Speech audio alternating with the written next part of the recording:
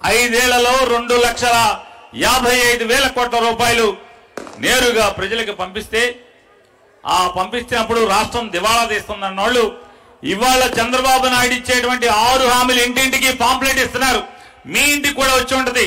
Telugu Desam party కార్యకర్తలు ఒక pamphlet తీసుకొచ్చి 6 షూరిటీలని మాట్లాడుతున్నారు. 6 షూరిటీలు విలువ సుమారుగా 5 ఏళ్లలో వాళ్ళు ఖర్చు పెట్టాల్సినటువంటి డబ్బులు 10 లక్షల కోట్ల రూపాయలు. అంటే 2,55,000 కోట్లకే ఈ రకమైన పరిస్థితి వస్తే వీళ్ళు ఇచ్చే హామీలు నిజంగా అమలవుతాయా? 5 ఏళ్ల క్రితం కూడా Modi photo, Chandrababu photo, Pawan Kalyan photo వేసి కూడా మనకు ఒక హామీ పత్రాన్ని ఇంటింటికి ఇచ్చారు. 2018-19 మధ్యలో 19 ఎలక్షన్లకు ముందు ఏ హామీ అయినా ఒక్కటన్నా 14లో ఇచ్చింది అమలు చేశారా? 2014 నుంచి హామీలు ప్రతి ఇంటికి ఒక ఉద్యోగం ఇస్తా ఉన్నారు.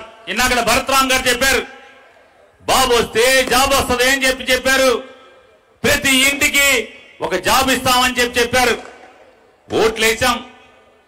ఈ రాష్ట్రంలో ఉన్నటువంటి ఆంధ్ర రాష్ట్ర ప్రజలందరూ కూడా చివరికి అధికారం వచ్చిన తర్వాత ఎవడికి వచ్చిందయ్యా జాబు? ఇంటింటికి ఒక జాబ్ వచ్చిందా అంటే కేవలం చంద్రబాబు నాయుడు ఇంట్లో మాత్రమే ఒక జాబ్ వచ్చింది. అది చంద్రబాబు నాయుడు కొడుక్కి దొడ్డిదారిని ఎమ్మెల్సీ చేసి అర్హత లేకుండా ఎమ్మెల్యేగా ఓట్లు వేయకుండా ఇచ్చినటువంటి ఉద్యోగం, పొందినటువంటి ఉద్యోగం కుటుంబం ఉందంటే చంద్రబాబు నాయుడు కుటుంబం.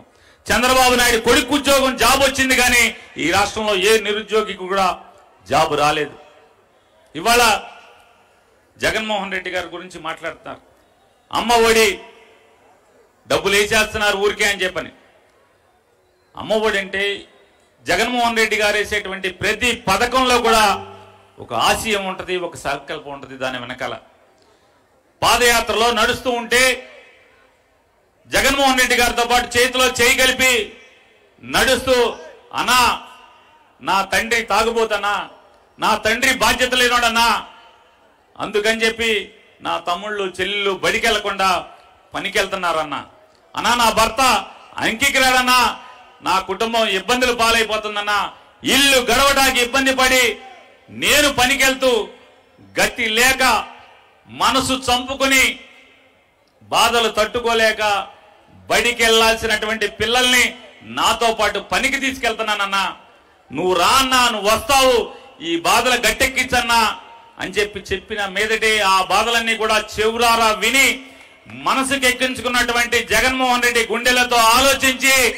అమ్మఒడి పథకం, బడిలో ఉండాల్సిన పిల్లలు పనిలో ఉండకూడదు, పని మాన్పించాలంటే ఆ ఆర్థిక బాధలను అధిగమించడానికి తల్లికి అమ్మఒడి అనేటువంటి 15,000 రూపాయలు సంవత్సరం ఇవ్వాలనేటువంటి ఒక గొప్ప లక్ష్యం, సంకల్పమే ఇవాళ అమ్మఒడి పథకం.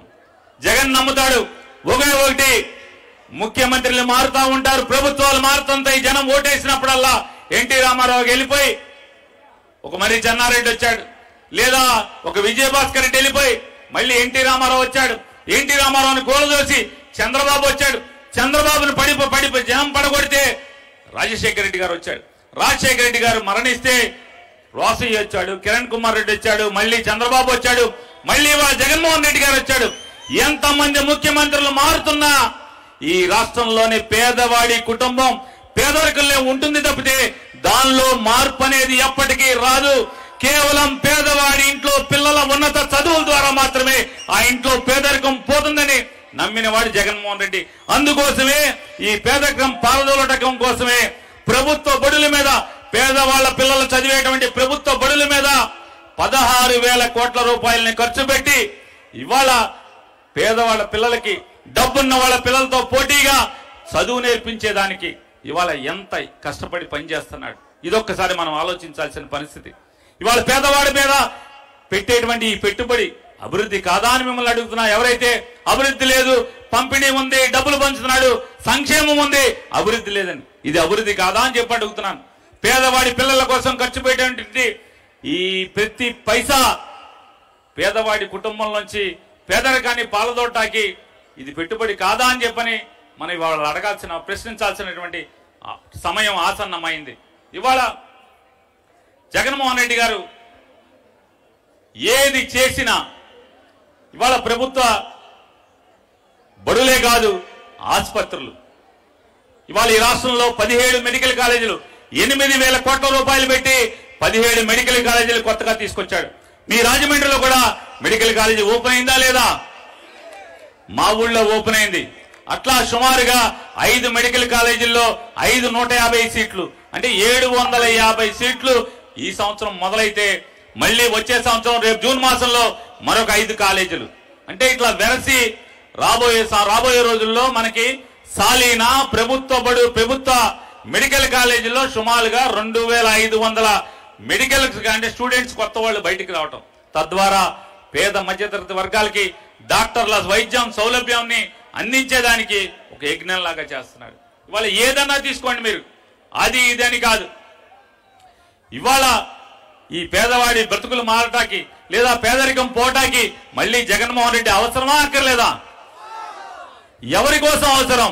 ఈ రాష్ట్రంలో పేద మధ్యతరగతి వర్గాల్లో పేదరికం పోవటానికి ఖచ్చితంగా జగన్మోహన్ రెడ్డి గారు మరొక 10 సంవత్సరాలు కనుక ఉంటే ఖచ్చితంగా ఈ రాష్ట్రంలో పేదరికం పూర్తిగా తగ్గేదానికి అవకాశం ఉందని చెప్తూ మరొకసారి జెండా మోసే కార్యకర్తలందరినీ మరొకసారి మిమ్మల్ని అడుగుతున్నాను.